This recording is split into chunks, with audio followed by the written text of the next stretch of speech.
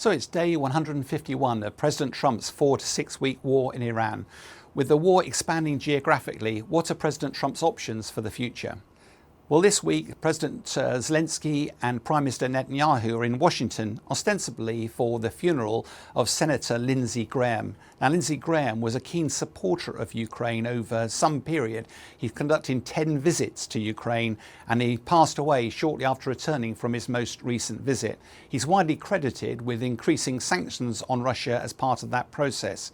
Now, President Zelenskyy and Prime Minister Netanyahu will be looking to spend more time with President Trump during their visit, ideally having constructive talks. What's likely, though, is Trump's going to be more focused, I suspect, on Iran. He desperately needs to get his fingers out of that mangle, and we wanted to make sure that Prime Minister Netanyahu's actions in Lebanon, and particularly in the West Bank, don't upset the apple cart.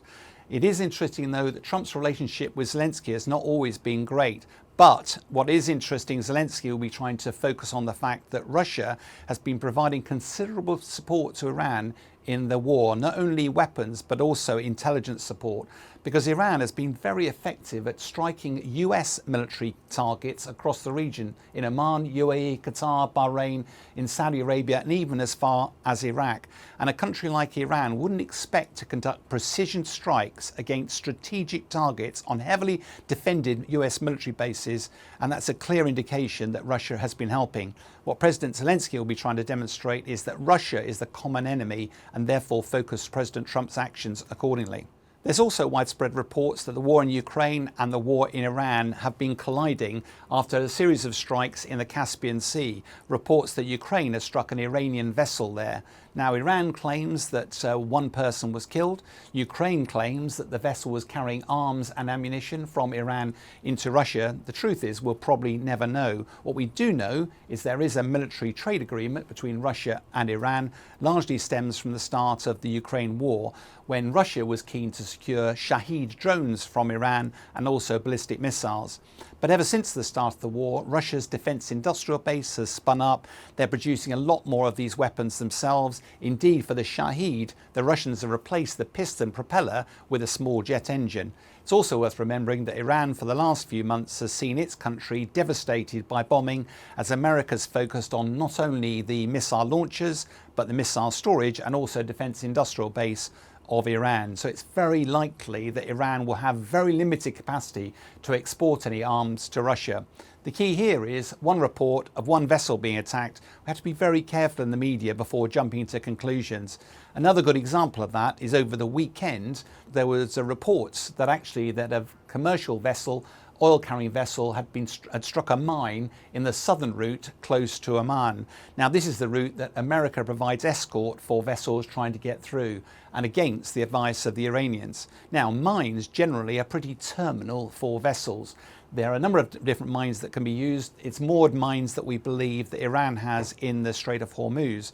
But generally speaking, weight of the water plus the explosion normally generates a huge hole in the hull of the vessels, which tends to lead to the vessel sinking.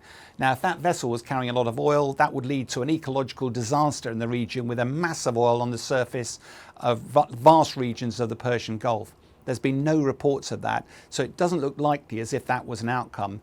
What we have to be careful of here, of course, is that Iran benefits from this sort of news because it wants the credibility of its minefield and the threat that poses to any ships going on that southern route. The more these sorts of stories are out there, the less likely it is that commercial traffic will be happy to follow that route. Now, what we do know from the war in Iran is that for the last 2 weeks, America has been pummeling day and night the Iranian military capability, in other words, trying to degrade their ability to strike commercial vessels. Yet on Saturday, this past weekend, America stopped those strikes and Iran stopped its retaliation. Why is that? Well, it is interesting that earlier in the week, President Trump claimed that Iran hadn't taken enough punishment, and that's why he justified this military action. The reality was, of course, that despite the military action, the war has actually expanded over that period, that the Bab al-Mandab Straits have now become involved. The Houthis have been threatening Saudi oil transit and also international trade down through the Red Sea. So far from actually solving the situation, US military action seems to have made a bad situation even worse. So where, of course, does this leave all the proposals for peace talks? Well, we understand negotiations are ongoing at the moment. What's the outcome of those negotiations? Maybe another memorandum of understanding, only this time it would have to have a lot more detail around the Strait of Hormuz, not only the near term, medium term, but also the long term viability and how it's open for international trade. What is clear, there's no military solution to solving the opening of the Strait of Hormuz. It's also increasingly clear, particularly to those outside America, that the only way America is going to achieve its strategic objectives is through negotiation.